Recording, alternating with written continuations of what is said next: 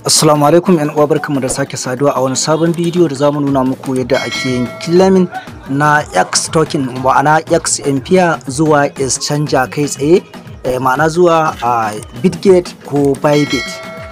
Sai dai kafin mu shiga cikin bidiyon kai tsaye, dan uwa idan yau ne farkon zuwan ka channel din mu, ka danna subscribe da alamar kararrawa don samun sabbin shirye-shirye mu na gaba a duk lokacin da muka sake su. Yin subscribe kyauta ne kuma so ɗaya ake. Idan dama ka yi subscribe to ka danna mana alamar like, hakan yana ƙara mana ƙwarin gwiwa mu ga kuna son bidiyon mu sosai, mu ji daɗin ci gaba da kawo muku sabbin na gaba.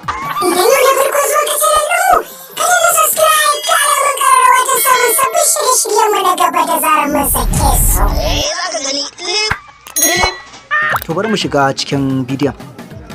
Kai tsaye dan uwa, bayan ka shiga X empire ɗinka kamar haka, zaka lura da kyau a nan gurin zaka ga abin da suka baka kamar yadda zaku ga namu gayi nan. Sannan a nan gurin zaku ga wannan alamar hoton hannu da love. To nan gurin ba ruwanka da shi, kar ka sake ka taba sa. Kar ka sake ka taba sa, saboda duk abin da ka taba a gurin in ka taba shi haka ya bude, kun gani farko charity, to za su kwashe ma tokens ɗinka a matsayin ka ba da tallafi. A matsayin ka bada tallafi naka za a ɗebe, to don haka ba ruwanka da shi, kaka kuskura ka taɓa shi.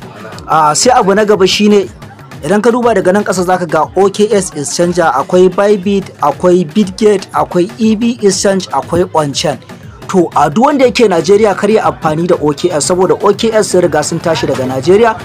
Sai dai kai amfani da waɗannan exchange ɗin na ƙasa. To abinda zamu nuna muku yanzu, zamu nuna muku yadda zaka yi da Bybit ne. Duk abin da kaga mun yi amfani da shi a Bybit, to shi ma Bitget haka yake, sai dai kawai bambancin Bitget ba sa amfani da tsarin memo in dai ba suka kawo ba. Idan kuma sun kawo, to abu ɗaya ne. Yadda zaka duba UID a Bybit, to shi ma Bitget gurin zaka je ka duba. Haka inda kaga mun shiga mun kwafa address a Bybit, shi ma Bitget nan gurin zaka je ka taba ka kwafa address. Haka idan memo ne, duk abu ɗaya ne, ba su da bambanci, sai dai su Bitget ba su da tsarin memo kamar yadda na faɗa. UID ake amfani da shi, sai kuma wallet address da ka saka shi kenan. To kai tsaye kamar yadda na faɗa, za mu nuna muku yadda za ku yi da Bybit ne. Kawai da abu ɗaya ne. Idan ka ga yadda muka yi da Bybit ka kalla, to ka daure ka kalli bidiyon har ƙarshe saboda gudun ka kai kuskure. Farko idan ka shiga X empire ɗinka kamar haka, in ka taɓa alamar Bybit kamar haka, sai ka zo ka taɓa nan gurin da ke ƙasa kamar haka, sai ka ɗan ja shi sama. Gayi nan na farko sun ce mu saka UID, na biyu sun ce mu saka depositing address na X, sannan sun ce mu saka memo. To kai tsaye bari mu je mu shiga Bybit ɗinmu ku ga yadda za ku ake kwafo address ɗin. Yauwa gayi nan mun shiga Bybit ɗinmu. To idan ka shiga Bybit ɗinka kamar haka, abinda ake bukata kawai shine sai ka taba asset. Bayan ka taba asset sai ka taba deposit. Bayan ka taba sai ka taba deposit crypto gayi nan da ke ƙarshen ƙasa. Bayan ya nuna ma kamar haka, sai ka taba alamar search ɗin nan da ke sama, sai ka rubuta X empire gayi nan kamar haka yadda ka ga na rubuta. Idan ya nuna ma kamar haka, ya nuna ma babu, sai ka zo ka share wannan empire din, sai ka bar asalin X din, sai ka ja shi sama kamar haka. Gayi nan yadda nake ja, sai ka bi a hankali, sai ka bi a hankali, zaka ga ta bayyana. Gayi nan muna dubawa a hankali yawa ga ta nan. Gayi nan za ku ga X empire a jiki, amma kuma za ku ga X ne ta bayyana. To sai ku taba kanshi kamar haka, shi din ne. Gayi nan sai ka zo nan, sai ka taba alamar ton din nan. Yawwa gayi nan zaka ga nuna ma kamar haka, sai ka taba OK. Wannan na farkon shine wallet address, ma'ana depositing address. Wannan na biyu da ke ƙasa shine memo. To amma ku lura da kyau a nan gurin, waɗanda wayoyinsu ba sa rike minimizing, ma'ana ba za ka iya kwafan wallet address ka je ka saka sannan ka yi minimize ka dawo ka kwafi memo ba, zai koma baya. To abinda za ka yi kawai shine sai ka samu yar faifanka, ma'ana takardanka da biro, sai ka rubuta memo ɗin gayi nan. Wannan na ƙasan za ka kwashe waɗannan nambobin ka rubuta su a wata faifa.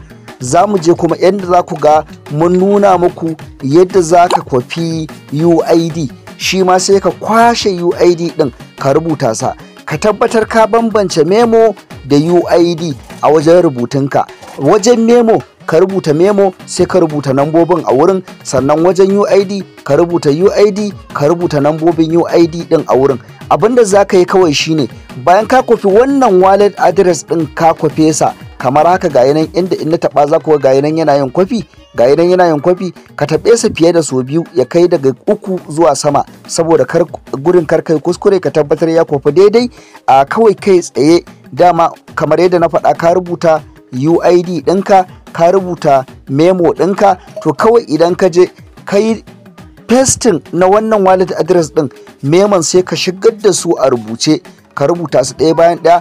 Bari mu je a XMP ɗinmu ku ga yadda za mu shigar da wannan wallet address ɗin da kuma yadda za mu yi pasting na memo. Sannan kai idan dama rubutawa kai, tunda in kai minimizing zai koma baya, sai ka rubuta shi da hannunka kai tsaye. Bari mu koma XMP ɗinmu. Wannan na tsakiyar shine wallet address, ma'ana depositing address. Ga nan mun saka, sai ka je ka kwafo memo. Yawa ga nan bari mu koma, sai ka zo wannan na ƙasa shine memo. Ga nan shi ma ka taɓa ya wuce so ɗaya biyu, ka taɓa ya kai so uku ko so huɗu, saboda gudun samun kuskure, saboda ka tabbatar ya kwafu. Ga nan mun yi kwafi, sai ka ƙara komawa a XMP account ɗinka. Wannan na ƙasan shine memo. Sai ka zo shi ma sai ka danne da ɗan kan yatsarka, sai ka yi pasting ɗin shi a wurin. Ga nan mun saka memo. Shikenan sai ka ƙara komawa Bybit ɗinka, sai ka taɓa wannan alamar ɗan aro ɗin, sai ka koma baya. Yawwa, sai ka ƙara danna back ɗin wayarka kamar haka. Sai ka taɓa alamar home ɗin nan ga nan da ke gefe, sai ka taɓa wannan alamar hoton da ke sama. Za ka iya farawa da UID ɗin, sai ka taɓa alamar hoton nan ga nan kamar haka. Wannan shine UID, ga nan za ku gan shi a jikin username ɗina. Za ku ga UID, sai ka taɓa kansa kamar haka. Shi ma ka taɓa sa fiye da so ɗaya. Idan ka taba shi fiye da so ɗaya, ka tabbatar ka yi kwafi ɗinsa daidai. Shikenan sai ka ƙara komawa akawun ɗinka na XMP kamar haka, shine na farko. Shi yasa na ce za ku iya farawa da shi. Ga nan na saka wannan shine UID, wannan da na saka a sama, da na saka UID, na saka wallet address, na saka memo. Sai dai kar ku manta, kamar yadda na faɗa a baya, masu amfani da Bitget za ku ga babu memo, sai dai a ce ku saka UID, ku saka wallet address. To kar ku manta kuma abu na biyu da na faɗa shine waɗanda wayoyinsu ba sa riƙe minimize, ko da ka kwafo UID ka zo ka saka, idan ka koma baya ka kwafo wallet address ka zo ka saka, zaka ga ya koma baya. To don haka na ce ku samu faifa da bairo, sai ku rubuta UID, sannan ku rubuta memo, kowanne ku ware sa daban, sannan sai ku kwafo wallet address. Idan kuka zo kuka saka su sauran memo da UID, sai ku shigar da su da hannu, wato ku rubuce su kamar yadda kuka gansu a rubuce, yadda kuka sa su. Sai dai ku tabbatar cewa kun saka komai daidai, babu inda kuka yi kuskure kafin ku yi submitting. In ka tabbatar ka duba ka tabbatar cewa babu kuskure, kawai sai ka zo ka taba saving din nan gayi nan da ke ƙasa, za ku gana taba sa. Shikenan gayi nan kamar haka. Ka lura da kyau, a nan gurin za ka ga sun bada dama za ka iya resetting, ma'ana ka canza. To amma ina bada shawara tun a farko ka tabbatar ka saka komai daidai, saboda gudun samun kuskure.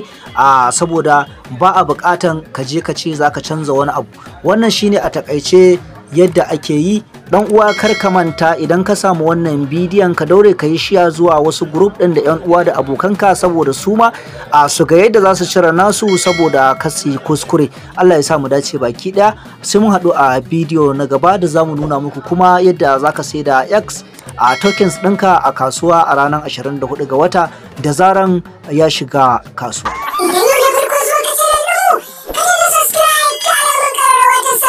Shirye-shiryenmu na gaba da zarar mun sake su.